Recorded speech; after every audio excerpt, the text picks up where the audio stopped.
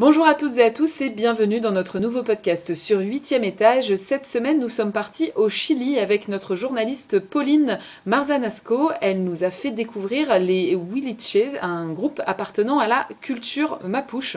Pour ce podcast, nous avons donc décidé de nous intéresser aux communautés Mapuche et pour cela, nous avons fait appel à Jean-François Garrett qui a mené des recherches pendant pratiquement 10 ans sur cette culture en se rendant au Chili et en Argentine pour écrire son livre Le rêve du sorcier. Jean-François Garrett, bonjour. Bonjour. Alors déjà, pour commencer, on va refaire un petit point d'histoire. Qui sont les Mapuches, ce peuple de la terre, littéralement? Oui, exactement. C'est un peuple amérindien qui vit depuis la nuit des temps dans la cordillère des Andes. Et des deux côtés de la cordillère, dans ce qu'on appelle aujourd'hui le Chili et l'Argentine. Et c'est un peuple d'agriculteurs, une civilisation plutôt agro-pastorale. Certaines communautés sont posées, fixées et vivent de leur agriculture. D'autres, dans les hautes montagnes, peuvent être des chasseurs et ceux qui sont le long de l'océan sont des pêcheurs. Ce sont des paysans au départ. D'accord. Alors pourquoi justement l'histoire de ce peuple semble-t-elle moins connue à nos yeux par rapport à d'autres communautés amérindiennes d'Amérique latine? C'est effectivement une question intéressante parce que le peuple Mapuche est lui aussi un peuple brillant. Alors peut-être l'explication est à chercher dans le sens qu'ils n'ont pas laissé de construction en dur. On n'a pas de pyramides comme on peut trouver au Pérou ou de restes d'observatoires ou astronomiques ou de traits dans le sol comme à Nazca parce qu'ils vivent dans des maisons en bois. Donc il n'y a peut-être pas vraiment de traces aussi impressionnantes qu'on peut trouver ailleurs sur d'autres communautés amérindiennes d'Amérique du Sud ou d'Amérique centrale. Alors, par contre, c'est vrai que par exemple, une des communautés qu'on connaît bien, sont les Incas. Pourtant, la tradition orale raconte que les Mapuches sont parmi les seuls à avoir pu résister à l'expansion de l'Empire Inca. Alors, effectivement, ça c'est très intéressant parce que ça, on en a la preuve grâce aux sources historiques, qu'au maximum de la puissance de l'Empire Inca, quand l'Empire Inca a basculé et colonisé et asservi d'autres communautés de peuples amérindiens, les seuls qui leur ont tenu tête et qui les ont battus militairement plusieurs fois, ce sont les Mapuches, qui avaient dès ce moment-là ont gagné la réputation d'être des farouches guerriers. Et effectivement, c'est en allant en Amérique du Sud que j'ai appris ça. Ce qu'on ne sait pas, c'est que quand, quelques temps plus tard, les conquistadors ont débarqué en Amérique, en massacrant tout le monde, n'oublions pas la soif de l'or, eh bien, c'était quand même une armée européenne moderne. Eh bien, ces conquistadors, la seule et unique fois aussi où ils ont été clairement battus, c'est par les Mapuches. Tellement bien que les rois d'Espagne, n'arrivant pas à soumettre ces guerriers furieux, ont décidé de passer des traités diplomatiques officiels en délimitant une frontière officielle qui est le Rio Biobío, qui descend de la cordillère des Andes, qui est aujourd'hui au sud du Chili, et en reconnaissant que tout le territoire en dessous du Rio Biobío serait le territoire libre de ces Mapuches que les Espagnols ont surnommé Los Araucanos, ce qui a donné le nom Araucan chez les Français. Alors c'est quoi? C'est que militairement, ils étaient supérieurs, en fait, les Mapuches? C'est effectivement de sacrés guerriers. La vitesse avec laquelle ils ont domestiqué le cheval, qui au départ qu'ils ne connaissaient pas, est d'ailleurs révélateur. Ils sont devenus d'aussi bons cavaliers, voire même de meilleurs cavaliers que les conquistadors, des adeptes des guerres d'embuscade. C'est propice aussi à leur territoire, qui sont les montagnes. Les Mapuches, pour penser à la mentalité des Mapuches, c'est une mentalité de montagnard. Il faut penser à des Basques, à des Corses, à des Kabyles ou à des Afghans. C'est des montagnards. Donc c'est de la petite communauté extrêmement mobile. C'est du guerrier, c'est du quétu, quoi. Alors justement, grâce, on va dire, à cette défense contre les conquistadors, si j'ai bien compris, ils ont réussi à garder un certain nombre de terres, du coup, au moment de l'arrivée des conquistadors. Oui, oui, ils ont gardé leur indépendance et pendant près de 3 siècles, c'est quand même pas rien, tout le temps qu'a duré cette vice-royauté du Pérou, cet empire espagnol d'Amérique latine, pendant près de 3 siècles, il y a eu, je crois, plus d'une trentaine de traités diplomatiques officiels renouvelés entre les différents rois d'Espagne et les représentants des Mapuches, reconnaissant la pleine et entière indépendance de ces Mapuches en deçà, au sud du Rio Biobío. Alors, on l'a vu dans notre article, aujourd'hui, les descendants Mapuche vivent, enfin, en tout cas, ceux que notre journaliste a rencontrés vivent dans des conditions précaires. Comment ça s'est étiolé, en fait, au fil du temps? Qu'est-ce qui s'est passé ensuite, après ces 3 siècles où ils ont pu vivre leur indépendance? Eh bien, ce qui s'est passé, c'est que l'Empire espagnol s'est effondré, en laissant la place à différentes petites républiques et ou dictatures, hein. Ça dépend des fois, suivant les généraux qui faisaient les coups d'État, qui ont donné naissance à des embryons de la République de la Plata en Argentine, ou de la República de Chile au Chili, ou au Pérou un peu plus haut. Et il faut bien dire que ces républiques se sont comportées d'une manière très violente, contrairement à la vice-royauté du Pérou, en considérant que les traités étaient caducs, et surtout les territoires des Mapuches et la cordillère avec les mines d'argent, les mines de lapis-lazuli, les richesses naturelles en arbres, en essence d'arbres, en animaux, suscitaient les convoitises des entrepreneurs de l'époque, on va dire. Et pour toutes ces raisons, il a été question d'amener la civilisation sauvage. Vous connaissez la technique, hein. L'idée, c'est de tous les tuer et puis leur voler leurs terres.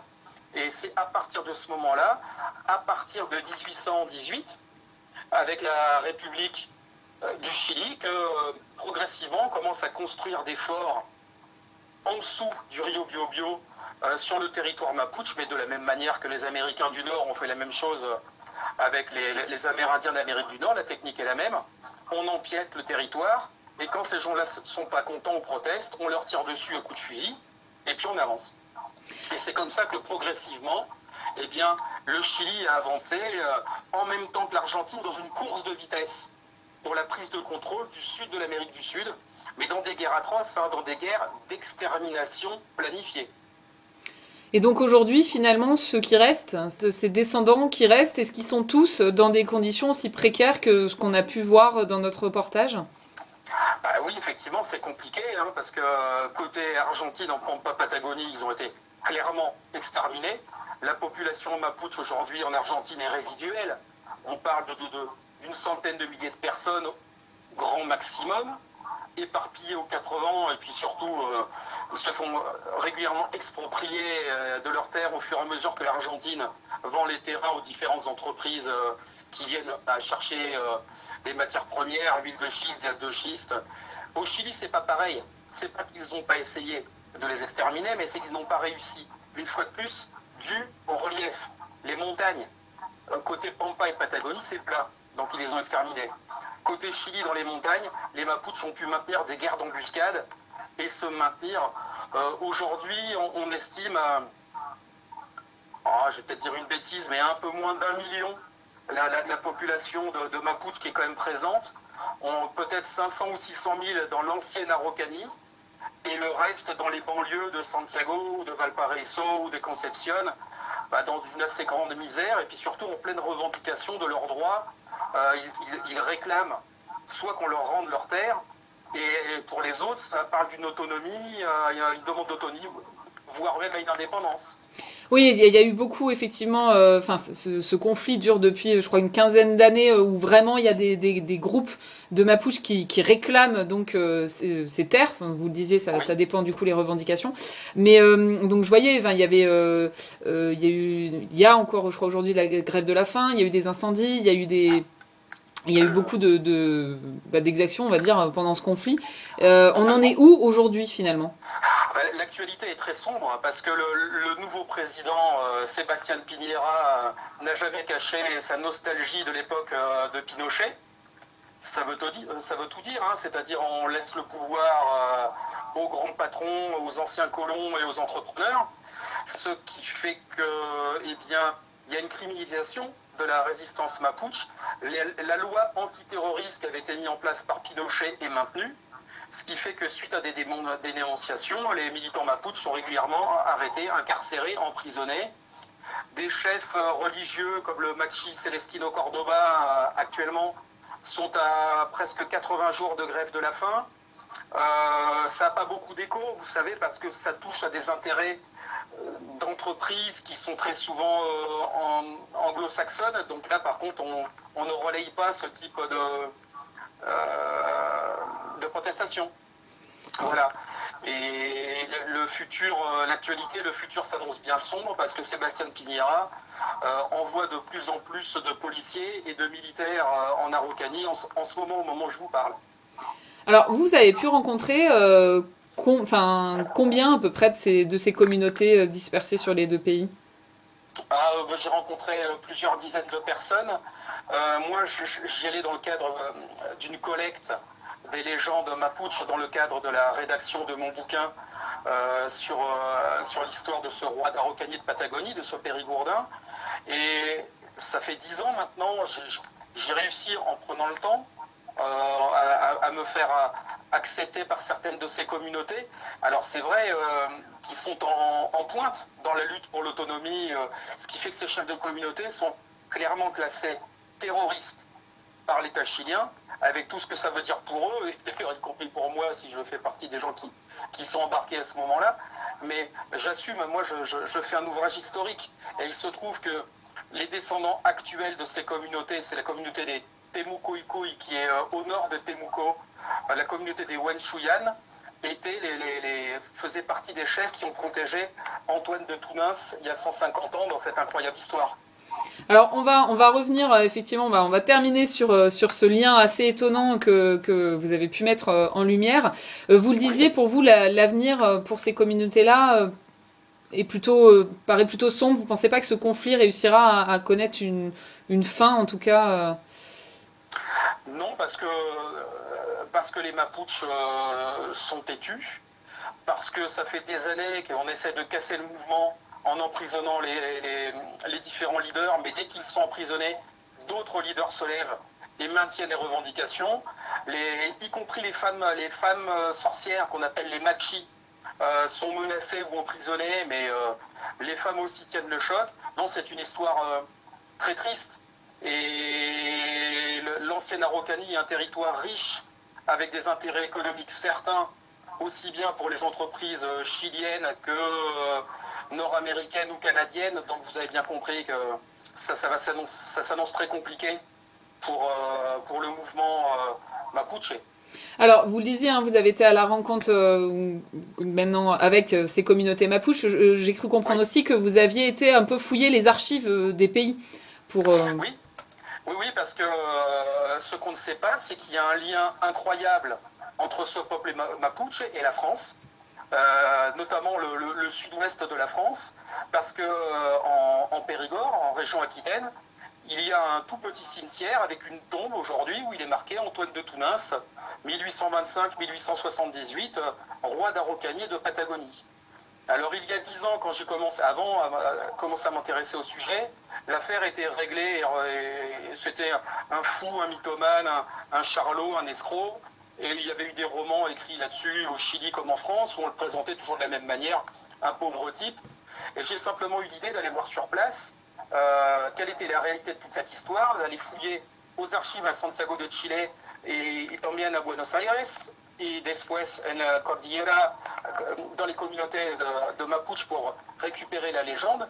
Et à ma grande surprise, il y a une masse de documents incroyables des archives militaires, judiciaires, diplomatiques et policières des gouvernements chiliens et argentins sur ce français qui démontrent la réalité de toute cette histoire, c'est-à-dire un incroyable western arrivé à un paysan du sud-ouest, parti à l'aventure et qui était accueilli comme un libérateur par ces communautés de Mapuche qui ont compté sur lui parce que ce gars-là faisait des études de droit en espérant qu'il pourrait obtenir une protection diplomatique de la part de Napoléon III.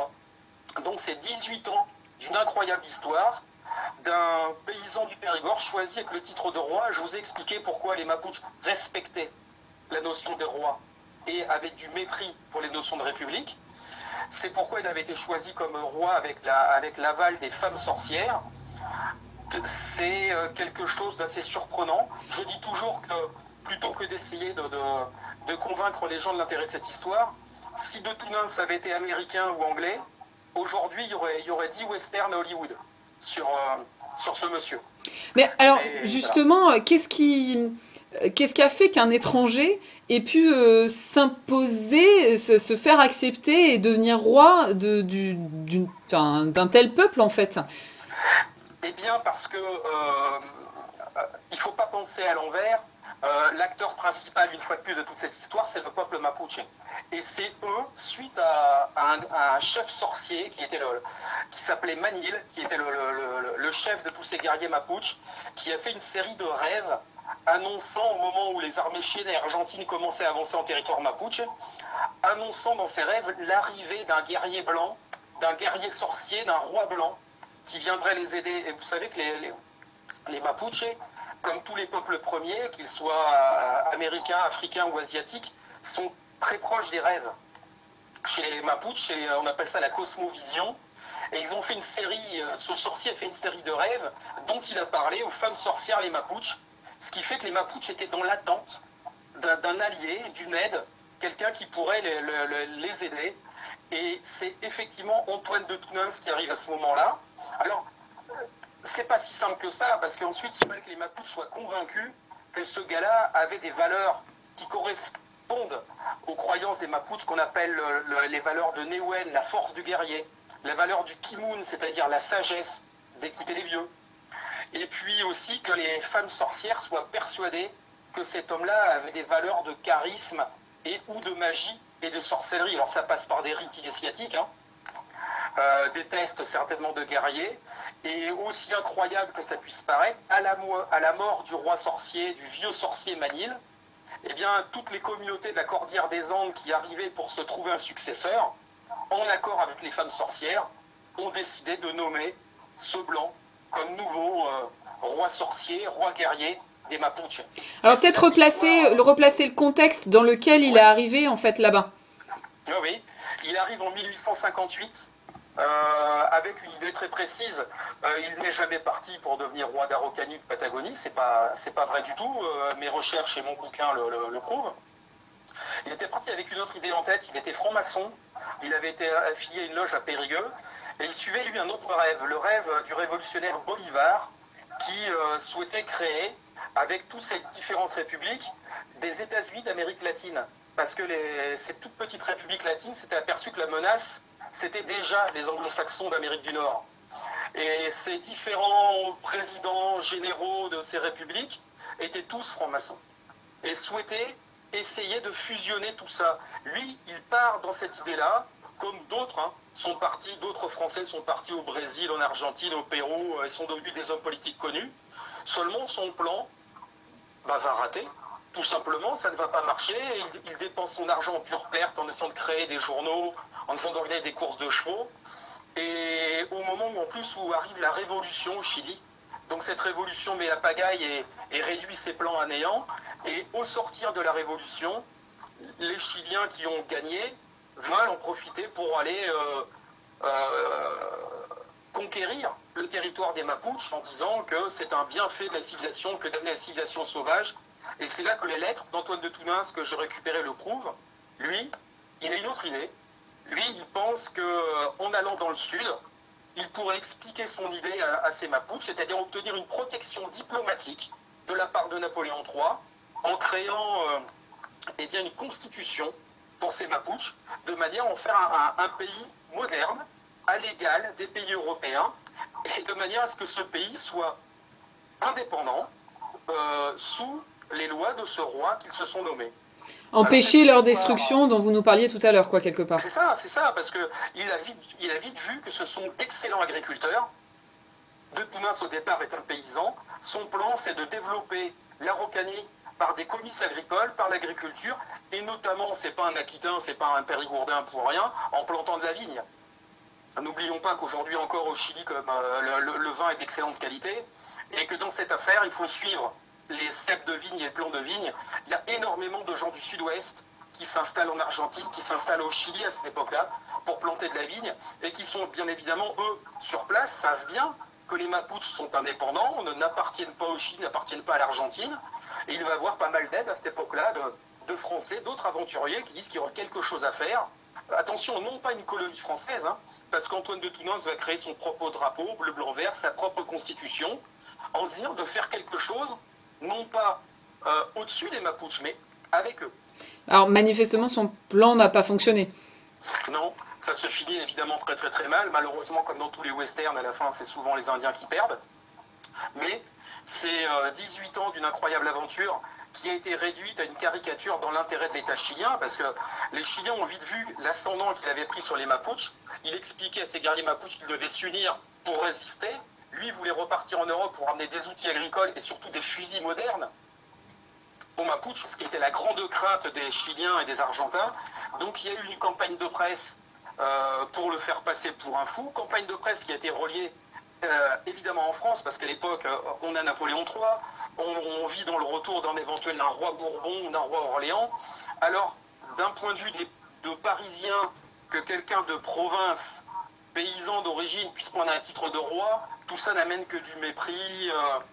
Et lui, qui est un excellent communicant, hein, va essayer de contacter les journaux parisiens. C'est une course contre la montre, contre l'avancée de l'État chilien et argentin.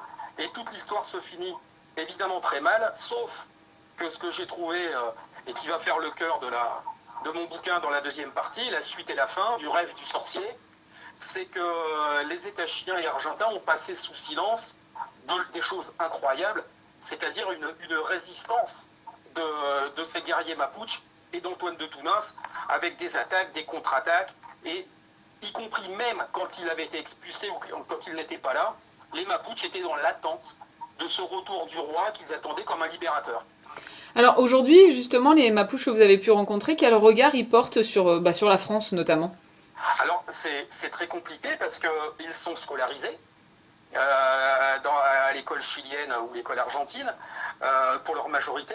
Et du coup, ils ont intégré, parce qu'il faut savoir qu'au Chili comme en Argentine, tout le monde connaît l'histoire du rey des Araucos et des Patagonia, d'Araucanie de Patagonie. Il n'y a guère qu'en France où il est très, très peu connu. Et ils ont intégré la version officielle de l'État chilien ou argentin, qui ont fait un fou français qui aurait voulu voler ces territoires aux Chiliens, aux Argentins, un méchant colonisateur. Vous voyez, c'est un peu la même version qu'en Aquitaine, quand on vous dit les méchants Anglais qui voulaient voler l'Aquitaine aux Français. Alors que l'Aquitaine, elle n'est pas anglaise, elle n'est pas française, c'était un territoire de langue occitane depuis la nuit des temps, qui n'avait pas à être soumis ni au roi anglais ni au roi français. Mais c'est un peu la même version, si vous voulez. Les Anglais étaient les méchants qui voulaient voler les terres. Eh bien, Antoine de Tounens a cette réputation d'être le méchant colonisateur français et européen qui aurait voulu voler cette terre qui appartenait aux Chiliens. Alors les Mapuches, pour certains, ont intégré cette vision. Et ce qui est intéressant, c'est que pour d'autres qui sont dans ce réclamation identitaire, ils en sont même à dire que cette légende n'existe pas, que c'est une invention des Blancs pour faire croire que les Mapuches se seraient soumis à un Blanc. Ce qui prouve que d'ailleurs, ils ont oublié cette partie de l'histoire. Mais moi, je peux témoigner, parce que ça fait 10 ans que je fais des allers-retours dans la Cordillère des Andes au mois de décembre et dans les communautés, à écouter les anciens ou les sorcières qui parlent encore la langue des Mapuches, c'est-à-dire le Mapu Dungun, qu'il reste de magnifiques légendes qui sont racontées par les vieux Mapuches et qui racontent à quel point eh bien, ce blanc avait su se faire aimer, respecter de ces Mapuches et à quel point il l'aimait bien au final. Très bien, bah écoutez, en tout cas, vous le disiez, la suite et fin donc de votre livre Le rêve du sorcier, je crois, va sortir bientôt, là. Ça va sortir incessamment sous peu.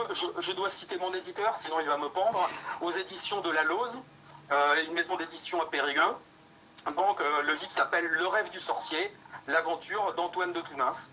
Voilà. Très bien, et ben en tout cas, voilà l'occasion de voir qu'il y a aussi des liens à faire entre les Mapuches et la France. Donc. Voilà. Et ben merci beaucoup en tout cas, Jean-François Garrett, d'avoir pris le temps de participer à ce podcast. Merci beaucoup Agathe, merci à vous.